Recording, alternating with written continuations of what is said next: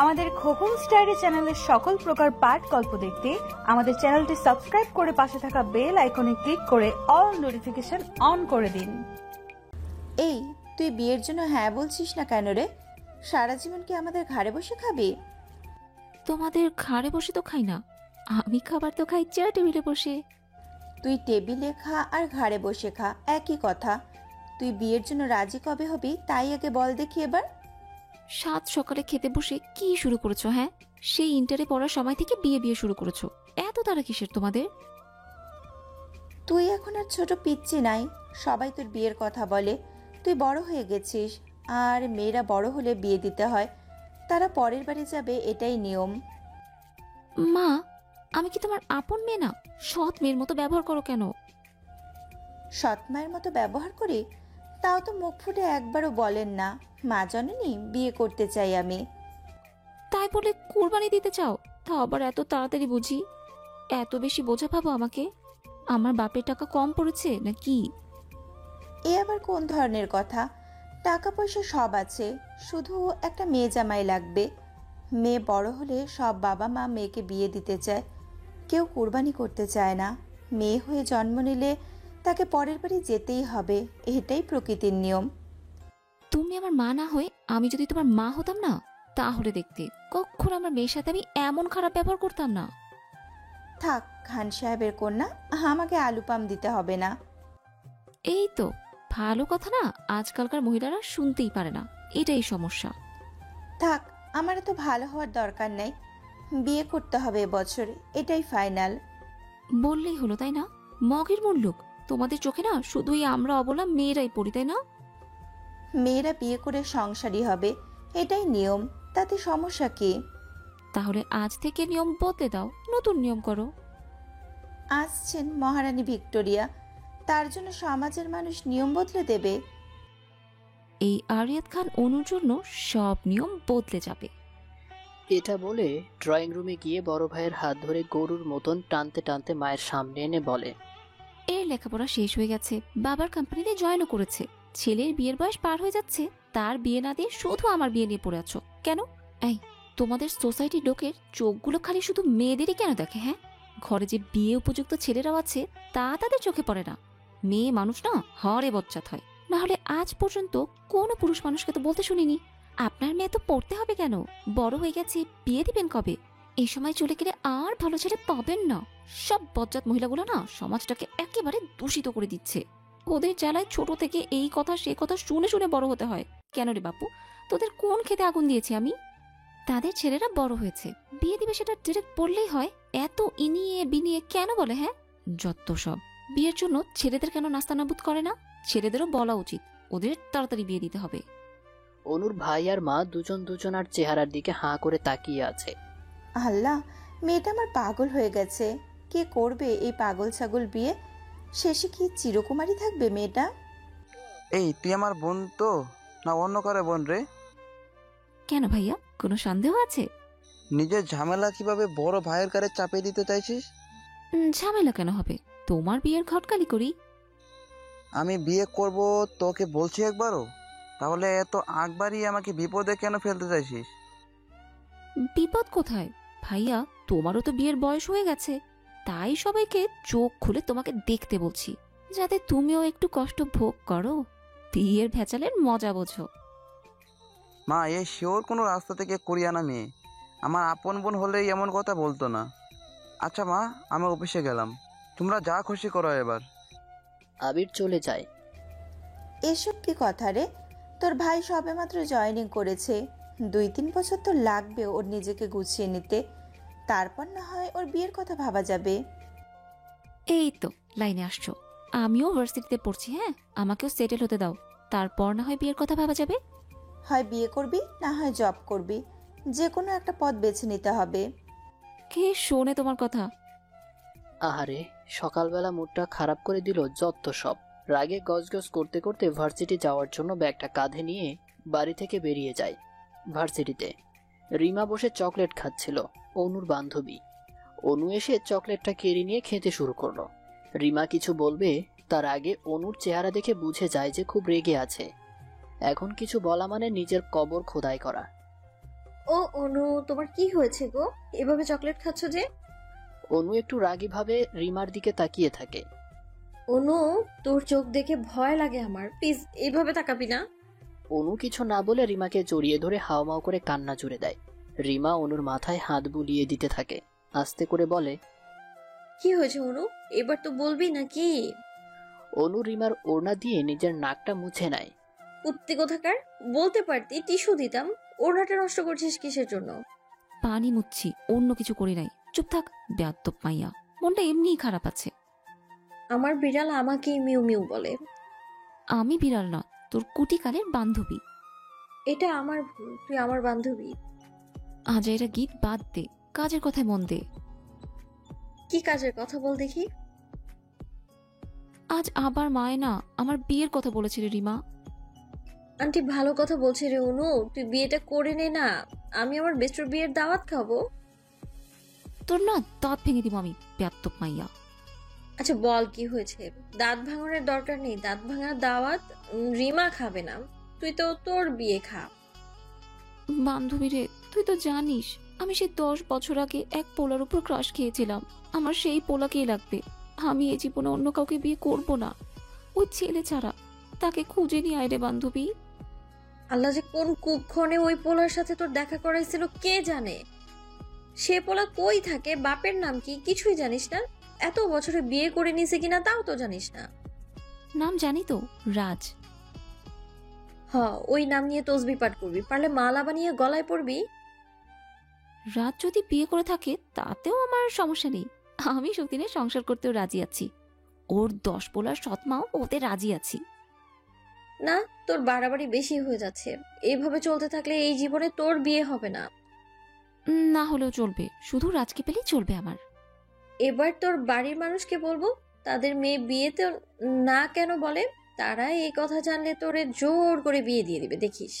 শয়তান চেমরি, তোর সাহস তো কম না। আজকে না তোরে খাইছি আমি, দাঁড়া বান্ধবী।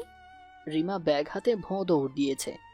জানে অনু এখন হাতের কাছে যদি পায় তাহলে মনের সুখে পিটাবে। রিমার পেছনে পেছনে অনু দৌড়ানি দিচ্ছে। দৌড় দিতে দিতে অনেক দূরে চলে আসে। রিমা হঠাৎ রাস্তার মাঝে চলে যায়। অনু রাস্তার পাশে হাঁপাতে থাকে। এমন সময় একটা গাড়ি চলে আসে ফুল স্পিডে। হঠাৎ রিমার পেছনে গাড়ি দেখে অনু চিৎকার দেয়। রিমা চোখ মুখ কুঁচকে দাঁড়িয়ে যায়। গাড়ির মালিক খুব জোরে ব্রেক করে, কিন্তু শেষ রক্ষা হয় নাই। রিমা তবুও ধাক্কা খেয়ে পড়ে যায়। অনু জোরে ব্রেক করার শব্দ শুনে সামনে তাকিয়ে দেখে রিমা পড়ে আছে। তাড়াতাড়ি দৌড় দিয়ে গিয়ে রিমাকে জড়িয়ে ধরে কান্নাকাটি শুরু করে। একটু পর রিমা হঠাৎ বলে ওঠে, মরি নাই, বেঁচে আছি। তোর 40 আর খাওয়া হবে না রে বান্ধবী। শয়তানি কুত্তি, মরিস নাই তো পড়ে আছিস কেন? দেখ তো কপালে কেটে গেছে, হাত পাও ছিলে গেছে। তাড়াতাড়ি চল, হাসপাতালে যাব। অনু রিমাকে সোজা করে ধরে উঠে দাঁড় করায়।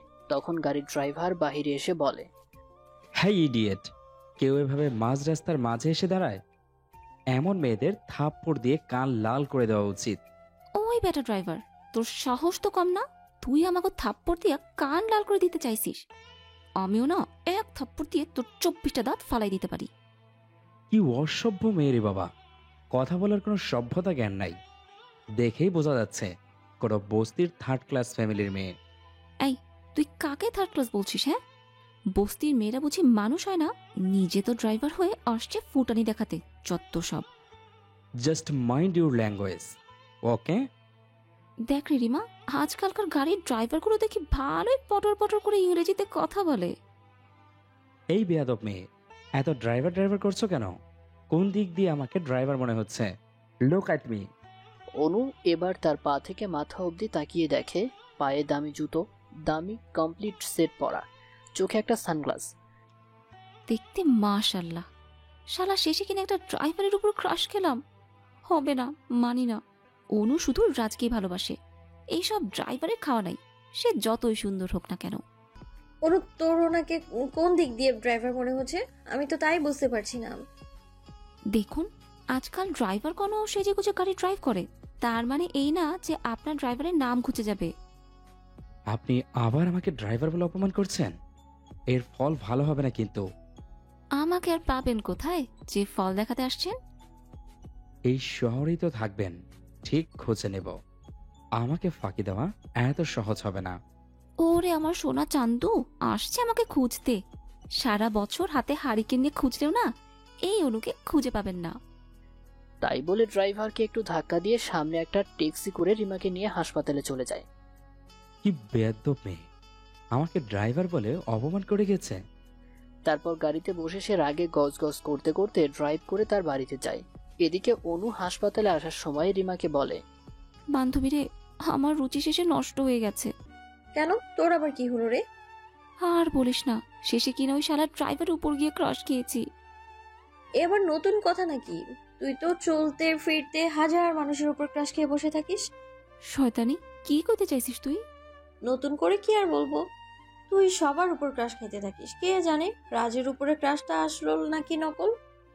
অনু রিমার গলা টিপে ধরে বলে, রাজ আমার ভালোবাসা, প্রতিদিন যেসব ক্রাশ খাই সেই সব হলো টাইম পাস।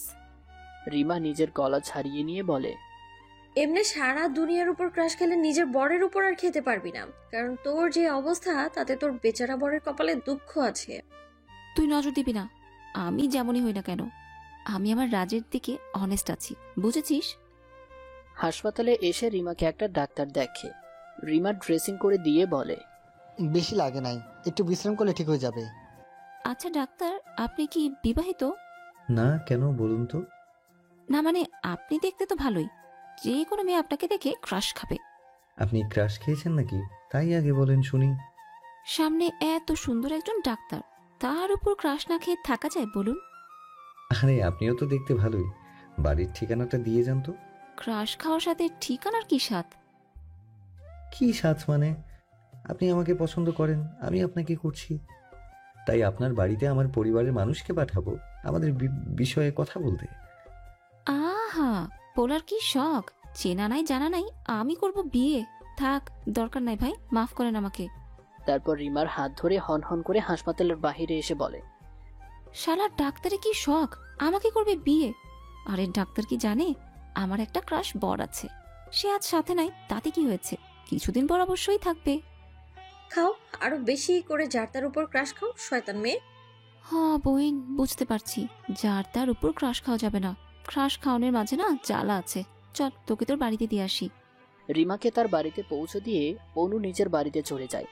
এদিকে চৌধুরী ভিলার সামনে গাড়ি পার্কিং করে সোজা বাড়ির ভেতরে এসে জোরে জোরে আরিয়ান চৌধুরী চিৎকার করছে। তার চিৎকার শুনে পুরো বাড়ির মানুষ নিচে জড়ো হয়। সবাই আরিয়ান চৌধুরীকে যে জমের মতো ভয় করে, কারণ সে খুব রাগী। যখন রেগে যায় তার সামনে কেউ দাঁড়াতে সাহস করে না। বাহিরে যতটা রাগী সে, মনটা তার থেকে বেশি ভালো।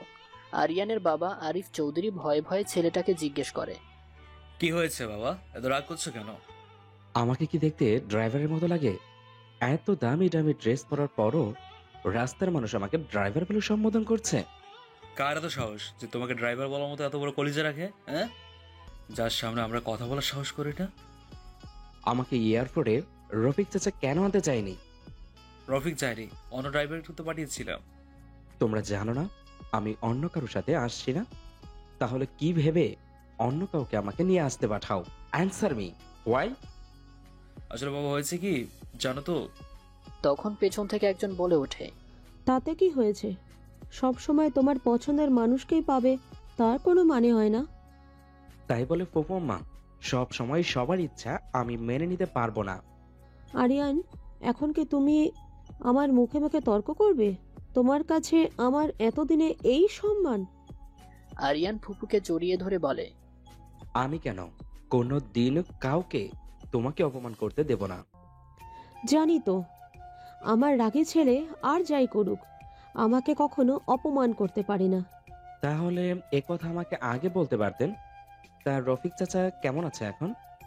রফিক ভাই এখন ভালো আছে, সে এখন তার বাড়িতে। ডক্টর তাকে কিছুদিন বিশ্রাম নিতে বলেছে, তাহলে ঠিক হয়ে যাবে সে। আমি এক্ষুনি তার সাথে দেখা করতে যাব। আসলে তোমার ড্রাইভার রফিক চাচা তোমাকে আনতে যাবার সময় হঠাৎ করে অসুস্থ হয়ে যায়, তাকে হসপিটালে ভর্তি করতে হয়, তাই বাড়ির অন্য ড্রাইভারকে তোমায় আনতে পাঠাই আমরা। তুমি যখন বলছো তখন তো আর তোমার কথার অবাধ্য হতে পারি না। না থাক, অনেক দূর থেকে আসছো, কাল বা পরশু যাবে তার সাথে দেখা করতে। আর বলো না, এই বেয়াদব ফাজিল মেয়ে আমাকে রাস্তার মাঝে ড্রাইভার বলে সম্বোধন করছে। কোন দিক দিয়ে আমাকে ড্রাইভার মনে হয় বুঝি না। সবই বুঝলাম, তা বাড়িতে এসে এইভাবে চিৎকার করা কারণ কি সেটাই এখনো বুঝতে পারলাম না। ব্যবহার দেখে তো মনে হচ্ছে কোনো বস্তির থার্ড ক্লাস মেয়ে হবে। আচ্ছা বড় আপা, অনেক বিচার হয়েছে, এবার আরিয়ান বাবা যাও ফ্রেশ হয়ে আসো। তা মেয়েটার সাহস আছে আমাদের এমন সুন্দর ছেলেকে কি করে ড্রাইভার বলছে? কোন দিক দিয়ে ড্রাইভার মনে হয়? তাই তো, এত কথার মাঝে ছেলেটা যে এত দূর থেকে আসছে সে কথা তো ভুলেই গিয়েছি। যাও ফ্রেশ হয়ে আসো। তারপর আরিয়ান চলে যায় নিজের রুমে ফ্রেশ হতে। তারপর বিকেলে চৌধুরী ভিলাতে কেউ একজন এসে আরিয়ানকে জড়িয়ে ধরে বলে, বড় ভাইয়া তুমি আসছো? জানো তোমাকে কত মিস করেছি। আর তুমি তো সারাদিন ব্যস্ত থাকো, তোমার যে একটা ছোট ভাই আছে সেদিকে কি খেয়াল আছে? আয়াত ছাড় আমাকে। কেউ এভাবে হাসপাতাল থেকে এসে জড়িয়ে ধরে? ডাক্তার হয়ে এতটুকু জানিস না যে কত জীবাণু আছে তোর সাথে? যা ফ্রেশ হয়ে আগে। আরে তুমি ভুলে গেছো, তুমি যে এমন করবে তা আমি জানি, তাই হাসপাতাল থেকে একদম ফ্রেশ হয়ে তোমার কাছে এসেছি। যাক, তাহলে ভালো করছিস। বলে নিজেকে আয়াতের কাছ থেকে ছাড়িয়ে নেয়। শুনলাম তুমি নাকি নতুন নামে সিলমোহর পেয়েছো। মানে কি? শুনছি কেউ নাকি তোমাকে ড্রাইভার বলে গালি দিয়েছে। মজা নেওয়া হচ্ছে? তোর সাথে এমন করলে তখন বুঝবি। জানো, আজ একটা মেয়ে আমাকে পটাতে চেষ্টা করেছে, কিন্তু তুমি তো জানো আমি আরিয়ান চৌধুরীর ছোট ভাই আয়াত চৌধুরী। আমাকে পটানো এত সোজা নয়। তাই? তাহলে কি করছো তুমি? ডিরেক্ট মেয়ের বাড়ির ঠিকানা চেয়েছি, মেয়েটা ভয় পালিয়ে গেছে। খুব ভালো কাজ করছিস। এইসব মেয়েদের বেশি মাথায় ওঠাতে নেই। তা রফিক চাচার কোনো খবর জানিস? হ্যাঁ শুনেছি, সে নাকি আরাম করে গ্রামের বাড়িতে চলে গেছে। সেখানে কিছুদিন থাকবে, তারপর চলে আসবে। ওহ, তাহলে একদিন সময় করে তার গ্রামের বাড়িতে গিয়ে দেখা করে আসবো। আচ্ছা ভাইয়া, যেদিন ইচ্ছে যেও। এদিকে অনু বাড়িতে বসে অনেক জায়গাতে চাকরির জন্য অ্যাপ্লিকেশন জমা দিয়েছে। সে সবের উত্তর আসতেই কিছুদিন সময় লাগবে, কিন্তু বেচারির মা তার পিছু ছাড়ে না। তা আবিরের বাপ, তোমার মেয়েকে নিয়ে কিছু ভাবছো? কি আর ভাবা উচিত বলো তো? তোমার মেয়ের বিয়ের কথা কিছু ভাবছো? আচ্ছা, কি সমস্যা তোমরা বলো তো? সারাদিন মেয়ের পেছনে বিয়ে বিয়ে করে পড়ে থাকো, মেয়েটাকে কি একটু শান্তিতে থাকতে দিবে না? একদম মেয়ের মুখের বুলি বলবে না। মেয়ের প্রতি মায়া থাকা ভালো, কিন্তু বেশি মায়া ভালো না। তোমার কপালে যখন আমার মতো ভদ্রশান্ত মানুষ জুটেছে, আমার মেয়ের কপালেও তেমন কেউ জুটবে। ওরে, আমার কোথাকার রাজা বাদশাহ আসছেন, না খুঁজেই উনি পেয়ে যাবেন ওনার মেয়ের জন্য জামাই। ঠিক সময় হলে জামাই পেয়ে যাব ইনশাল্লাহ। জামাই বুঝে গাছে ধরে যে সময় হলে তুমি তাকে গাছ থেকে পেরে আনবে? এসবের মাঝে অনু এসে ওর বাবাকে জড়িয়ে ধরে বলে, বাবা গো, সারা বছর আম্মা এমন বিয়ে বিয়ে করে, এসব কি ঠিক বলো তো? মোটেই না, একদম খারাপ করে তোমার মা। ও, এখন বাপে আর মেয়ে মিলে আমাকে দোষী বানাবে। থাকবো না তোমাদের বাড়িতে, চলে যাব সবকিছু ছেড়ে। তুমি যাবে কেন? আমি যাব। আলহামদুলিল্লাহ, মেয়ের তাহলে বিয়ের জন্য মত আছে। ও হ্যালো, এক্সকিউজ মি মম, আমি কি একবারও বলেছি আমি বিয়ে করব? তুই তো বলছিস এ বাড়ি থেকে চলে যাবি। তাই বলে তো বিয়ে করে শ্বশুর বাড়ি যাব, এমন কথা বলি নাই। তাহলে কোথায় যাবি তুই? এই রহিমা খালা, এদিকে এসো। রহিমা ভেতরে আসে। কি গো রহিমা, তুমি কোথায় যাবে? আসলে আফাজান, আমি কয়দিনের জন্য গ্রামে যাব। আমার ভাই অসুস্থ, তারে দেখতে। মেলা দিন তো যাই না গ্রামে। তা তুমি যাবে ঠিক আছে, এখানে অনুর কি কাজ? অনু, কি চাও তুমি? কিছু না, কিছুদিন তোমার থেকে মুক্তি। রহিমা খালার সাথে কিছুদিন গ্রামে গিয়ে থাকতে চাই। অবশ্যই তুমি গ্রামে যাবে, এখানে কোনো অনুমতি দরকার নেই। অনু ছুটে গিয়ে বাবাকে জড়িয়ে ধরে বলে, লাভ ইউ বাবা। এই না হলে বাবার মতো বাবা। আমি তো তোর শত্রু, তাই না রে? তার থেকে কমও না, বুঝেছো? তুমি একটু বেশি বেশি অনুকে নিয়ে চিন্তা করো। কি করব, মেয়েটা যে আমার খুব দোষী। হয় তোমার সব সময় শুধু এক কথা। বলে ওর মায়ের কপালে চুমু দিয়ে চলে যায় রেডি হতে, কারণ আজ রাতে ওরা গ্রামের পথে রওনা দিবে। তারপর অনু আর রহিমা গ্রামে চলে যায়। এদিকে গ্রামে এসে অনু সেই মজা করছে, এই গাছে উঠে পেয়ারা পাড়া, পুকুর পাড়ে বসে সবার সাথে গল্প করা, সবাই একসাথে পুকুরে গোসল করা। রহিমার ভাইয়ের বাড়িতে থাকে ওরা, সে বাড়িতে অনুকে দেখে কেউ বলবে না অনু এদের কেউ না, এ বাড়ির সদস্য মনে হবে তাকে। অনু খুব মিশুক স্বভাবের, যে কোনো পরিবেশে সে নিজেকে মানিয়ে নিতে খুব ভালো পারে। অনুর মাঝে কোনো অহংকার নেই, একদম সাধারণ সে, কিন্তু তার মাঝে অনু অসাধারণ একজন। রহিমার পরিবারের সবার সাথে মিলেমিশে তার দিন ভালোই যাচ্ছে। অনু যেখানে থাকবে সেখানে কোনো অকাজ হবে না, তা কি কখনো হতে পারে? কখনোই না। আজও তার ব্যতিক্রম কিছু করে নাই অনু। সকালবেলা ঘটায় এক অঘটন। অনু সকালে ঘুম থেকে উঠে ঘুম ঘুম চোখে এক মগ পানি নিয়ে ঘরের বাহিরে আসে কুলি করে মুখ ধৌত করতে। সে মুখে পানি নিয়ে কুলকুচি করে মুখের পানি পেছনে ফেলে দেয়, কিন্তু সে পানি কারোর গায়ে পড়ে। সে ব্যক্তি চিৎকার দিয়ে বলে, ইউ ডার্টি গার্ল, কেউ মুখের নোংরা পানি কারো গায়ে ফেলে? অনু এবার দু চোখ ভালোভাবে কষলে তাকিয়ে দেখে এ আর কেউ না, সেই শয়তান বেড়া। আমি পানি ইচ্ছে করে আপনার গায়ে ফেলে দেইনি। অনু আর কিছু না বলে মগে থাকা বাকি পানিও আরিয়ানের গায়ে ছুড়ে দেয়। তারপর বলে, প্রথমে নোংরা পানি দিয়েছি না জেনে, এবার পরিষ্কার পানি দিয়ে পরিষ্কার করে দিয়ে গেলাম। বলে অনু অন্যদিকে চলে যায়। এই বেয়াদব মেয়ে যে কেন আমার সামনে আসে আল্লাহই জানে। কোন জনমের শত্রুতা আছে মাবুদ এই মেয়ের সাথে? তারপর আরিয়ান রফিক চাচাকে দেখতে তার বাড়ির ভেতরে যায়। আপনারা এতক্ষণে হয়তো বুঝতে পেরেছেন যে অনু যেই রহিমা খালার বাসায় বেড়াতে এসেছে, সেই রহিমা খালা হলো আরিয়ানের ড্রাইভার রফিক চাচার বোন। রফিক চাচার সাথে কথা বলে, আরে চাচা, কি যে বলেন!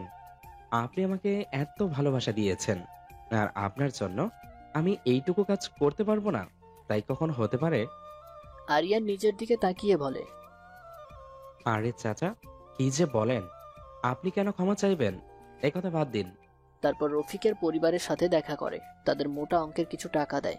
রফিকও তার পরিবার প্রথমে নিতে রাজি হয় না, কিন্তু আরিয়ান তাদের অনেক বুঝিয়ে টাকাগুলো দিয়ে সেখান থেকে চলে আসে।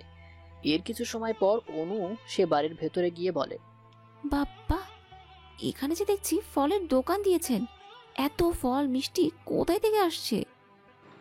আম্মাজান, আমার ভাই যাদের বাড়িতে চাকরি করে সেই অফিসের বস এসেছিল, সে তার সাথে এইসব ফল মিষ্টি আর লগে মেলা টাকা দিয়ে গেছে। ও, তাহলে তো ভালোই। আম্মাজান, আপনি একটু আগে আসলে দেখতে পাইতেন কি সুন্দর পোলা, যেমন দেখতে সুন্দর তেমন মনটা তার ভালা। তাই তো দেখছি, একটুর জন্য দেখা হলো না, সমস্যা নেই, নাম তো জানি, কোনো একদিন দেখা হবে ইনশাল্লাহ। এদিকে আরিয়ান বাড়িতে এসে নিজের ড্রেসগুলো চেঞ্জ করে, গোসল করে ফ্রেশ হয়ে নিজের রুমে বারান্দায় দাঁড়িয়ে থাকে। এমন সময় আয়াত এসে বলে, কি ভাইয়া, আজ আবার তোমার মুড খারাপ কেন? আয়াত আর কিছু না বলে চলে যায়। জানে ভাইয়ের সে এমন স্থানে আঘাত করেছে যেখান থেকে এখন অনেকটাই রক্তক্ষরণ হবে। সে রক্তক্ষরণে ইচ্ছা করলেও কোনো ডাক্তার মলম লাগাতে পারবে না। মানুষের জীবন সত্যিই অন্যরকম, কেউ হাসির আড়ালে কাঁদে, আবার কেউ কান্নার আড়ালে হাসে। সেখানে আর 2-1 দিন থেকে অনু আর রহিমা চলে আসে, কারণ অনুর একটা কোম্পানিতে জবের ইন্টারভিউ আছে। ভাইবাতে পাশ করলে চাকরি শিওর। আজ অনুর খুব তাড়াহুড়া, কারণ আজ ওর ইন্টারভিউ আছে। সে খুব দ্রুত রেডি হয়ে বাড়িতে ভার্সিটির নাম করে মিথ্যা বলে ইন্টারভিউ দিতে চলে যায়। যদি আর চাকরি হয় তাহলেই সবাইকে সারপ্রাইজ দিবে। অনেক সময় ধরে অনু ওয়েটিং রুমে অপেক্ষা করছে কখন ইন্টারভিউয়ের সময় হয়। নির্ধারিত সময় অনুর নাম ধরে ডাকা হয় সেখানে। তারপর অনু ইন্টারভিউ খুব সুন্দরভাবে দিতে পারে, তাই সবাই ওর অ্যাটিটিউডে খুশি হয়ে জবটা অনুকে দিয়ে দেয় এবং বলে পরের দিন থেকে জয়েনিং। সকালে আগে এসে কাগজের ফর্মালিটিসগুলো কমপ্লিট করতে হবে। তারা সবকিছু ঠিক করে রাখবে, সে এসে তার কাজ বুঝে নেবে। অনু তো খুশিতে বাড়ি গিয়ে বড় ভাই আবিরকে জড়িয়ে ধরে। কি ব্যাপার, আজ অনুমনু এত খুশি যে? ব্যাপার কি? সত্যি ভাইয়া, আমি অনেক খুশি। কি অকাজ করেছি যে এত খুশি? অনু আবিরকে ছেড়ে দিয়ে সোজা সামনে দাঁড় করিয়ে কোমরে দুহাত দিয়ে বলে, মোটেই কোনো অকাজ করি নাই, কি করেছি জানলে সবাই গর্ব করবি। হ্যাঁ, তুই করবি গর্ব করার মতো কাজ? ভাবা যায়? কোন অকাজ যে করছিস আল্লাহই জানে। অনুর বাবা অনুর হাত ধরে নিজের পাশে বসিয়ে বলে, কি করছো মামুনি, বলো তো শুনি। বাবা, আমার চাকরি হয়ে গেছে। সবাই একসাথে বলে, কি? তোকে কোন অফিসে মানুষ চাকরি দিল রে? দেখ গিয়ে কোনো অফিসে মাছি তাড়াবে, সে কাজ পেয়েছে। তা না হলে ওর যে যোগ্যতা, কে দেবে ওর মতো মেয়েকে কাজ? এই তোমরা চুপ করবে। অনু, মা বলো তুমি কোথায় চাকরি পেয়েছো? বাবা, আমি চৌধুরী গ্রুপ অ্যান্ড কোম্পানিতে চাকরি পেয়েছি। কাল থেকে জয়েন করব। এই দেখো জয়েনিং লেটার।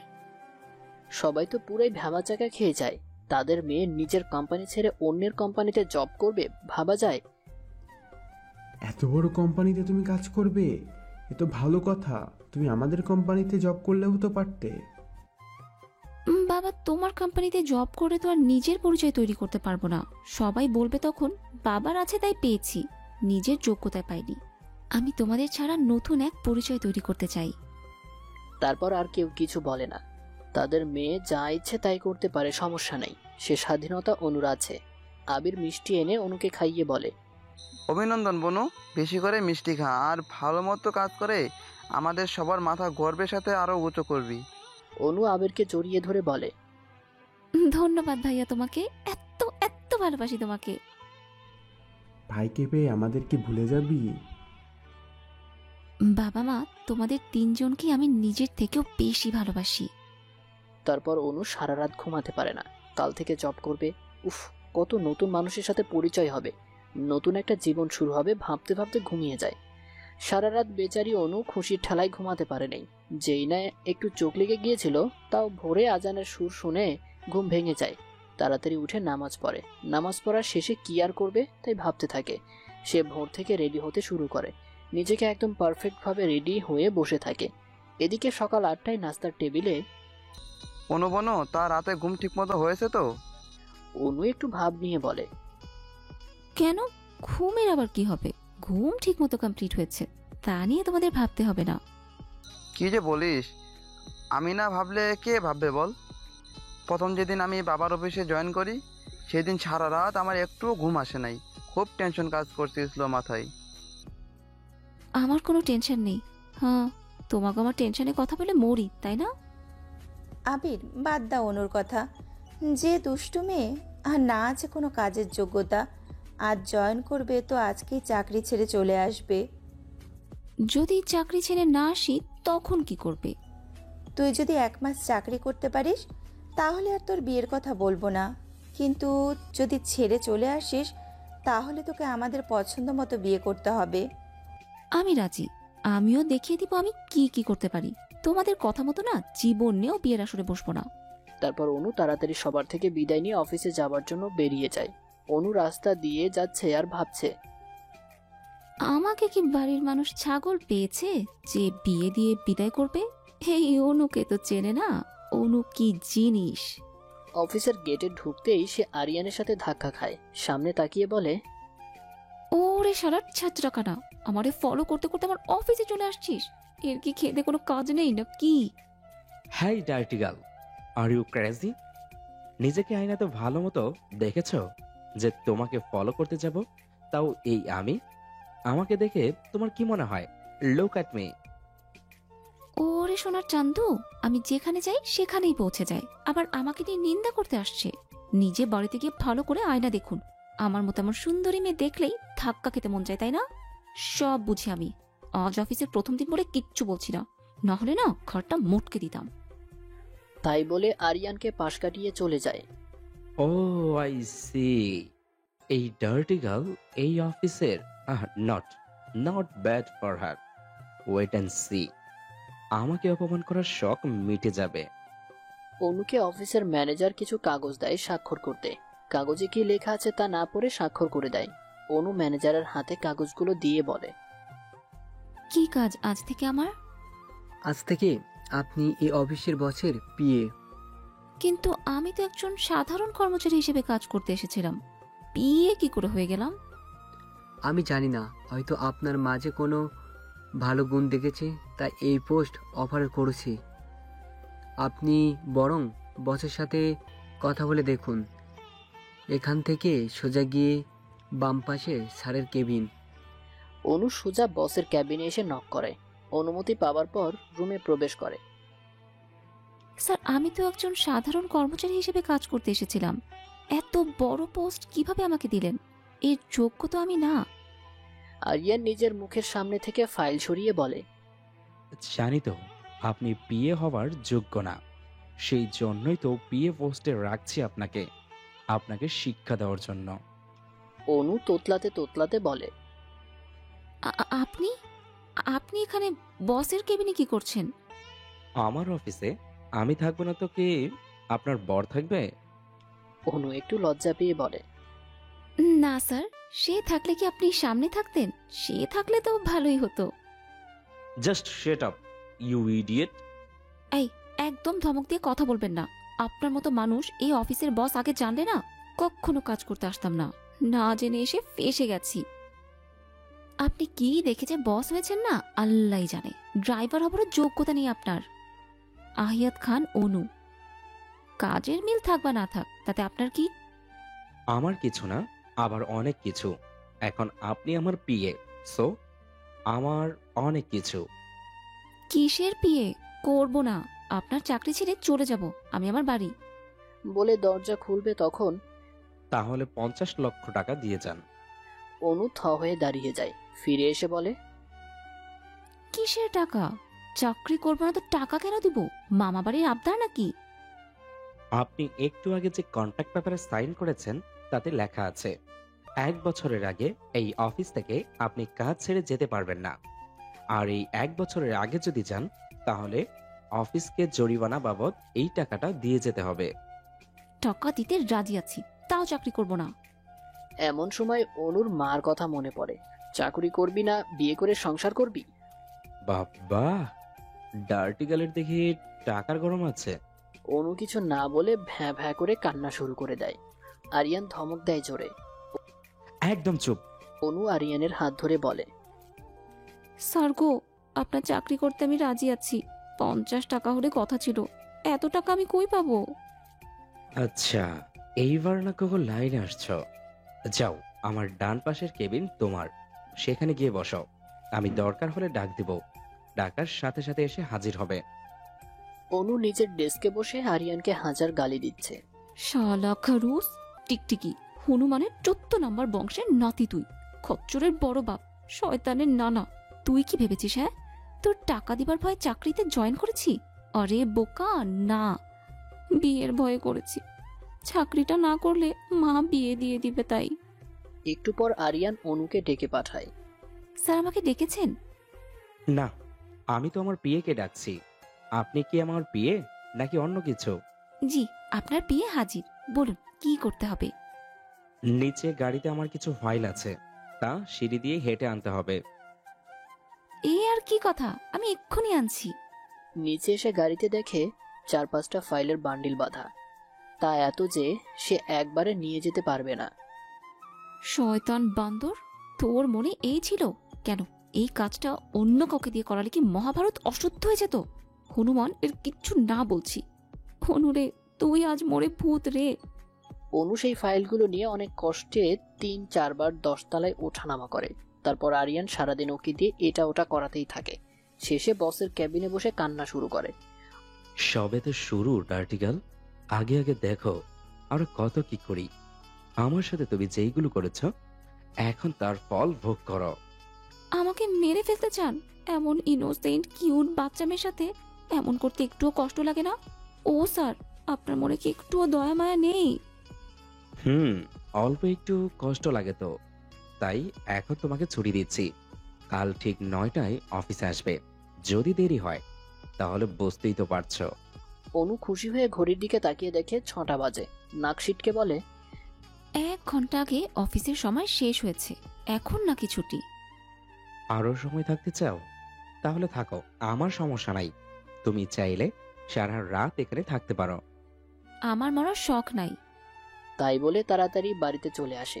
অনু বাড়িতে এসে কোনো রকমে ভেতরে প্রবেশ করে অনেক কষ্টে নিজের রুমে গিয়ে শুয়ে পড়ে। অনুর মা মেডিসিন দিয়ে যায়। মেডিসিন খেয়ে অনু চুপচাপ শুয়ে পড়ে। কিরে, তুই হাত মুখ না ধুয়ে নাস্তা পানি না খেয়ে এভাবে শুয়েছিস কেন? কিছু হয়েছে নাকি? সব আমার কর্মের ফল। তোমার আবদার না পূরণের যে সংকল্প নিয়েছি তার জন্যই এই ভোগান্তি আমার। তোর কি মাথা ঠিক আছে? এসব কি উল্টোপাল্টা কথা বলছিস? কিছু না, আমার হাত পা মাথা ব্যথা করছে। একটা ব্যথা কম হবার মেডিসিন দিয়ে যাও তো। তুই তো অফিসে কাজ করতে গিয়েছিলি, কোনো মাঠে তো আর হাল চাষ করতে যাসনি, তাহলে তোর হাতে পায়ে ব্যথা হলো কিভাবে? দেখো, এত কথা বলতে পারবো না। মেডিসিন দিলে দাও, না দিলে যাও। আজ এটা কানের কাছে ঘ্যান ঘ্যান করো না তো, ভালো লাগছে না। তোর যে মাঝে মাঝে কি হয় তা একমাত্র আল্লাহ জানে। থাম, মেডিসিন দিয়ে যাচ্ছি। মনে মনে আরিয়ানকে মনের সুখে হাজার হাজার গালি দিতে থাকে। শালার বস, তোরে না আমি তেলাপোকার জুস বানিয়ে খাওয়াবো, তারপর কফির সাথে মিশিয়ে। আর না হয় টিকটিকির সাথে তোর বিয়ে দিব। চঙ্গলি কুত্তা একটা। আমাকে দিয়ে এত কাজ করিয়েছে যে আমি অসুস্থ হয়ে গেছি। আল্লাহ তোর ভালো কখনো করবে না। এইসব ভাবতে ভাবতে ঘুমিয়ে যায়। সকালে সকালে অনু তাড়াতাড়ি উঠে ফ্রেশ হয়, নিজে কোনো রকম ভাবে তৈরি হয়, নিচে এসে হালকা নাস্তা করে। আজ নাস্তার টেবিলে অনু চুপচাপ ছিল। তারপর আর কিছু না বলে অফিসে চলে যায়। অনু অফিসে আরিয়ানের আগে আসে। আরিয়ানের ক্যাবিনে ঢুকে টেবিলের সবকিছু ঠিকঠাকভাবে গুছিয়ে চুপচাপ ক্যাবিনের বাইরে এসে দারোয়ানের মতো পাহারা দিচ্ছে, কখনোই উগান্ডার বাসিন্দাদের জামাই আসবে। আরিয়ান অফিসে এসে দেখে অনু দারোয়ানের স্থানে বসে আছে চুপচাপ। কিছু না বলে ক্যাবিনে প্রবেশ করে দেখে সবকিছু পারফেক্টভাবে সাজিয়ে রাখা। শালার বস, কাল তো আমাকে দিয়ে খালি খালি হালের বলদ চড়ানোর মতো চড়িয়েছ। আজকে খালি কিছু উল্টাপাল্টা করু, এক লাথি দিয়ে না উগান্ডার সাগরে ফালাই দিব। বচ্চাত পেটা। আরিয়ান একটু পর অনুকে সাথে করে অফিসের বাইরে মিটিং এর জন্য যায়। মিটিং শেষে সেখান থেকে সবাই লাঞ্চ করতে রেস্টুরেন্টে যায়। আরিয়ান অনুকে দিয়ে বেয়ারার কাজ করায়। অনু সবাইকে খুশি মনে খাবার সার্ভ করে, সুন্দর মতো সবার দেখাশোনা করে। সবার খাবার শেষে আরিয়ান উঠে অনুর হাতে 1000 টাকার নোট দিয়ে বলে, এটা রাখো। অনু টাকা হাতে নিয়ে জিজ্ঞেস করে, স্যার কিসের জন্য টাকা দিচ্ছেন আমাকে? কেন দিব জানো না? ও, তুমি জানবে কি করে? এত বড় হোটেলে কখনো আসছো? কখনো যে আসো নাই তা জানি। তুমি যে সবাইকে খাবার পরিবেশন করছো, এটা তার জন্য সবার পক্ষ থেকে তোমার টিপস। অবশ্য কোনো কারণে যদি আমি তোমাকে চাকরি থেকে বের করে দেই, তাহলে তুমি এই ওয়েটারের কাজটা খুব ভালোই পারবে। তা আপনি আমাকে বেয়ারার কাজের জন্য টিপস দিচ্ছেন? আমাকে চাকরি থেকে বের করে দিলে বাঁচি বাবা। অনু আরিয়ানকে বলে, ওয়েট আ মিনিট স্যার। নিজের ব্যাগ থেকে আরো 1000 টাকার নোট বাহির করে সেখানে থাকা সার্ভেন্টের হাতে দিয়ে বলে, এই 2000 টাকা আপনার টিপস, আমাকে সাহায্য করার জন্য। আমার স্যারের মনটা একটু ছোট তো, তাই 1000 দিয়েছে, কিন্তু আমি তো সেটা পারি না, তাই 2000 দিলাম। আরিয়ান রেগে বলে, আমাকে অপমান করা হচ্ছে এভাবে? আহা স্যার, আগে জানতাম বড় লোকেরা কিপটে হয়, এখন তো দেখছি শুধু কিপটে নয়, হাড় কিপটে হয়। না হলে এত কষ্ট করে সার্ভ করলাম, তার বিনিময়ে মাত্র 1000 টাকার নোট। সত্যি বড় লোকদের নিয়ত ভালো না। অনু, আর ইউ ইনসাল্ট মি? ভুলে যাবে না আমি তোমার বস, কি করতে পারি তোমার সাথে। ছি ছি ছি স্যার, আমি আর অপমান, তা আবার আপনাকে? এটা করার কোনো অধিকার এই ডার্টি গার্লের নেই। I think sir I have just done my job. So এখন তো আমার ছুটি, বাসায় চলে গেলাম স্যার। বলেই অনু চলে যায়। তারপর আরিয়ান সবাইকে বিদায় দিয়ে বাড়িতে চলে যায়। রাগে অপমানে আরিয়ানের পুরো শরীর জ্বালা করছে। কি সাহসী ফাজিল মেয়ের, আমাকে অপমান করে, এই আরিয়ান চৌধুরীকে। এর ফল যে খুব ভালো হবে না তা হয়তো মেয়েটা জানে না। তারপর আরিয়ান রুমে গিয়ে বাথরুমে ঢুকে লম্বা একটা শাওয়ার নেয়। আরিয়ান গোসল কমপ্লিট করে রেডি হয়ে নিচে ড্রয়িং রুমে আসে পুরো পরিবারের সাথে বসে আড্ডা দিতে। তখন ওর ফুপু আম্মা বলে, আরিয়ান, তোমার তো দেশে আসা অনেক দিন হয়ে গেছে। জি ফুপু আম্মা। আমি ভাবছি তুমি এবার সংসারী হও, তোমার জন্য মেয়ে দেখা শুরু করছি। আরিয়ান একটু চুপ থেকে বলে, আচ্ছা, আপনি যা ভালো মনে করেন আমি তাই করব। সেখান থেকে উঠে নিজের রুমে চলে আসে। আরিয়ান নিজের 2 হাত মুঠো করে নিজেকে বলে, কেন 10 বছর আগে ওই দুর্ঘটনা ঘটে? আমার জীবনটা কেন এইভাবে এলোমেলো হয়ে গেছে? কি দোষ ছিল আমার? আমি তো আমি নই। আমি আমার আগের আমিটাকে যে বড্ড বেশি মিস করি। পেছন থেকে আয়াত এসে আরিয়ানের কাঁধে হাত রেখে বলে, ভাইয়া, আর কত এভাবে নিজে কষ্ট পাবি? এবার তো থাম। জানি না, যতদিন না আমি মরে যাচ্ছি ততদিন তো এভাবে থাকতে হবে। ভাইয়া, তুই মোটেও মরার কথা বলবি না প্লিজ। তোকে হারাতে পারবো না, আবার এভাবে ধীরে ধীরে কষ্ট পেতে দেখতে পারবো না। আরিয়ান আয়াতকে জড়িয়ে ধরে বলে। আয়াতের অগোচরে আরিয়ানের চোখ থেকে কয়েক ফোঁটা জল গড়িয়ে পড়ে। এদিকে অনু বাড়িতে এসে রাগে গজগজ করতে করতে বলে, আচ্ছা তুমি বলো তো খালা, বড় লোকের এত খারাপ হয় কেন? আম্মাজান, এগুলো কি তা কন আপনি? আপনারাও তো বড় লোক আর কত ভালা মনের মানুষ। কিসের ভালা কিসের খারাপ? যাদের টাকা বেশি থাকে না তাদের মনটা তার থেকেও বেশি ছোট হয়। আম্মাজান, আপনারে কেউ কিছু কইছে নাকি? কেউ আমাকে কিনা 1,000 টাকা টিপস দেয়, ভাবা যায়? শালা দিবি যখন তখন 5-10 হাজার টাকা দিবি না, ফকিনির মতো 1 টাকা দেয়। ওই বেটার কপালে জীবনেও ভালো বোঝ উঠবে না। ও ভাবিজান, দেখেন আম্মাজানের মাথা খারাপ হয়ে গেছে, তাড়াতাড়ি আহেন গো ভাবি। এই খালা, আমারে কেন ডাকো? যাও তো আমার রুম থেকে চলে যাও। যত সব, কাউরে না মনের কথা বলাও দেখি পাপ। একমাত্র রিমাই আছে যার কাছে সব কথা আমি বলতে পারি। সে সময় রেডি হয়ে অনু রিমার বাড়িতে চলে যায়। আরে অনু মনু যে, তা হঠাৎ এতদিন পর বুঝি আমার কথা মনে পড়েছে? সারা বছরই মনে পড়ে, কিন্তু সময় কই। মায়ের বিয়ের চক্কর থেকে বাঁচতে গিয়ে আরেক চক্করে পড়েছি রে। তা তো বুঝলাম। তুই ব্যস্ত না হলে আমাকে ভুলবি না কখনো। আমি না হয় ব্যস্ত, তুই কেন যোগাযোগ করিস না? আরে কি বলবো, রিমিয়াপুর বিয়ে নিয়ে বাড়িতে কথাবার্তা চলছে, তাই ব্যস্ত। তোর বোন আর বিয়ে? যে ড্রেস চেঞ্জ করার মতো বয়ফ্রেন্ড বদলায় সে করবে বিয়ে, ভাবা যায়? এই জন্য তো এবার বিয়ে দিয়ে আপুমনিকে সংসারী করা হবে, যাতে এই স্বভাব বদলায়। কয়লা ধুলে কিন্তু কয়লার ময়লা যায় না। তোর বোনও না ঠিক তেমন। যার কপালে তোর বোন আছে সে পোলার কপালে মনে হয় ঠাডা পড়া আছে। অনু, আপু মোটেও এত খারাপ না। শোন, তোকে একটা কথা বলি আজ, যেদিন রিমিয়াপুর বিয়ে হবে তুই সাবধানে থাকবি। বলা তো যায় না, তোর বোন বিয়ের দিন পালিয়ে গেলে তোকে ধরে ওর বরের সাথে বিয়ে দিয়ে দিবে। কথায় আছে না, শকুনের দোয়াতে গরু মরে না। তোর কথা মতো আমার আপু পালাবে না। ধুর, বাদ দে। তোর বোনের বিয়ের জন্য আমার আবার ছুটি নিতে হবে, ভাবা যায়? যে খচ্চর বস ছুটি দিবে কিনা আল্লাহ মালুম। আচ্ছা, তোর দিনকাল কেমন যাচ্ছে রে? খারাপ রে, খুব খারাপ। এমন এক বস কপালে জুটেছে আমাকে নাস্তা নাবুদ করে ছাড়ে। আরে আমার মনু পাখিটা, এর থেকে বিয়ে করে সংসার করলেই ভালো কাজ হতো। তুইও মায়ের সুরেই কথা বলছিস? ধুর, ভাল লাগে না। এই, অনেক রাত হয়েছে, বাড়ি যাই। অন্য আরেকদিন দেখা করতে আসবো। আজ এখানে থেকে গেলেই তো পারতি। অন্যদিন আসবো, আজ তো যেতে হবে। রিমার থেকে বিদায় নিয়ে ওদের বাড়ির বাইরে চলে আসে। অনু ঘড়িতে চোখ বুলিয়ে দেখে রাত 1:30 বাজে। আল্লাহ গো, এখন বাড়ি যাব কেমন করে? বাড়ির গাড়ি তো লগে আনি নাই আম্মা গো, এখন আমার কি হবে? অনু রিমাদের বাড়ি থেকে অনেকটা দূরে রাস্তার পাশে এসে দাঁড়িয়ে দেখছে বাড়িতে যাবার জন্য কোনো গাড়ি পাওয়া যায় কিনা। অনেক রাত হবার জন্য কোনো গাড়ি পর্যন্ত পাওয়া যাচ্ছে না। আজ বাড়ি থেকে গাড়ি তো আনি নাই, তা ঠিক, কিন্তু সাথে মরার মোবাইলটা আনতে ভুলে গেছি।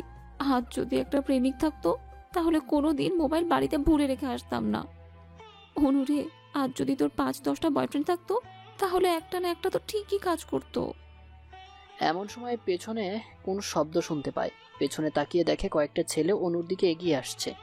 অনু মনে মনে ভাবছে, এত রাতে এমন খারাপ পোলাপান, মোটেই সিচুয়েশন সুবিধার নয়। আল্লাহ, বিয়ে এখনো করি নাই, 10টা-5টা বাচ্চাও হলো না, এখনই মরতে চাই না। সাহায্য করতে কেউ আসবে না, নিজেকে নিজেরই সাহায্য করতে হবে। আবার অনু বিড়বিড় করে বলে, ওরা এসে আমার সাথে খারাপ কিছু করার আগে আমাকে এখান থেকে পালিয়ে যেতে হবে। যেই ভাবনা অনুর সেই কাজ। অনুর দৌড় দেওয়া দেখে ছেলেগুলো অনুর পেছনে দৌড় দেয় আর বলতে থাকে, ওই সুন্দরী, দাঁড়াও, পালায় যাও কেন?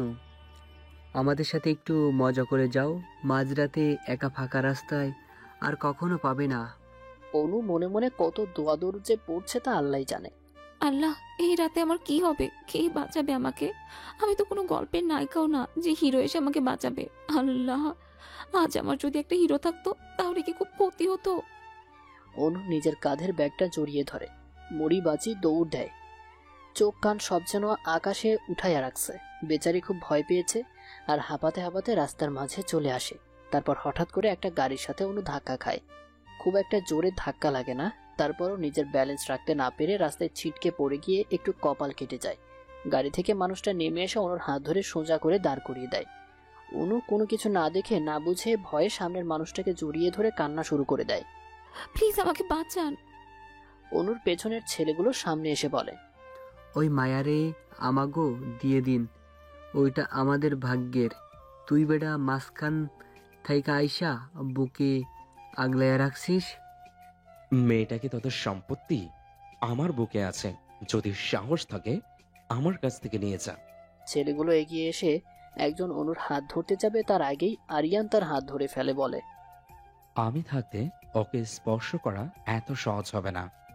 সেই ছেলেটিকে খুব জোরে আরিয়ান ধাক্কা দেয়। এতে ছেলেটি দূরে ছিটকে পড়ে যায়। অন্য ছেলেরা মারামারি করতে এগিয়ে আসবে, ঠিক সে সময় সে রাস্তায় পুলিশের গাড়ি চলে আসে। রাস্তার মাঝে এত রাতে এত ছেলে দেখে তারা গাড়ি থামায়। পুলিশের গাড়ি দেখে ছেলেগুলো পালিয়ে যায়। একজন পুলিশ আরিয়ানকে বলে, এখানে কি হয়েছে? আরিয়ান বলে, ছেলেগুলো মেয়েটাকে ডিস্টার্ব করছিল। তখন পুলিশগুলো অনুকে বলে, ম্যাম, আপনি আমাদের সাথে চলেন, আপনাকে বাড়িতে পৌঁছে দিয়ে আসবো। এত সময় পর অনুর খেয়াল হয় সে কাউকে জড়িয়ে ধরে আছে। তাড়াতাড়ি আরিয়ানকে ছেড়ে দিয়ে একটু দূরে সরে দাঁড়ায়। এবার অনু আরিয়ানের দিকে তাকিয়ে বলে, স্যার আপনি? ওহ মিস পিএ, আপনি? তাই তো বলি, এত রাতে একটা মেয়ে একা একা এর রাস্তায় কি করে? কমন সেন্স থাকলে তো কোনো মেয়ে এভাবে থাকবে না। আমার বোঝা উচিত ছিল এত রাতে আপনি ছাড়া আর অন্য কেউ বিপদে পড়বে না। আর যেভাবে আমাকে জড়িয়ে ধরেছিলেন, মনে হচ্ছে আমি আপনার বিয়ে করা হাজবেন্ড। দেখুন, আমি ইচ্ছে করে বিপদে পড়ি নাই। বান্ধবীর বাড়ি থেকে যাবার পথে ওরা আমার পিছু নেয়, তাতে আমার দোষ কোথায়?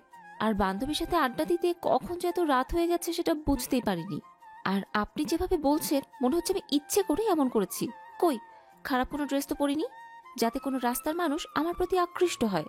শুধু একা কাউকে অসহায় অবস্থায় পেলেই হয়, তার সুযোগ নিতেই হবে, তাই না? এই মেয়ে, চুপ থাকতে পারো না? একবার কথা বলা শুরু করলে আর চুপ করার নামই নাই। আল্লাহ জানে এই বাড়ির মানুষ কিভাবে এই আনলিমিটেড ঝামেলাকে সহ্য করে। আমার বাড়ির মানুষকে নিয়ে আপনার ভাবতে হবে না, তাদের নিয়ে ভাবার জন্য আমি আছি। হ্যাঁ, আপনি আছেন, তার নমুনা তো দেখতেই পাচ্ছি। আমার স্থানে অন্য কেউ থাকলে আজ ছিল আপনার কপালের শনি রবি সোম, তখন বুঝতেন। শনি রবি সোম এগুলো আবার কি? জানি না। ওই আপনি যে দিন থেকে আমার জীবনে এসেছেন সেই দিন থেকেই কোনো না কোনো বিপদে নিজেও পড়েন, আবার আমাকেও ফেলেন। কাহিনীটা কি বলেন তো? এবার পুলিশের একজন বলে, স্যার, এটা তাদের ব্যক্তিগত ব্যাপার, আমাদের এখান থেকে চলে যাওয়া উচিত। তাই বলে তারা চলে যায়।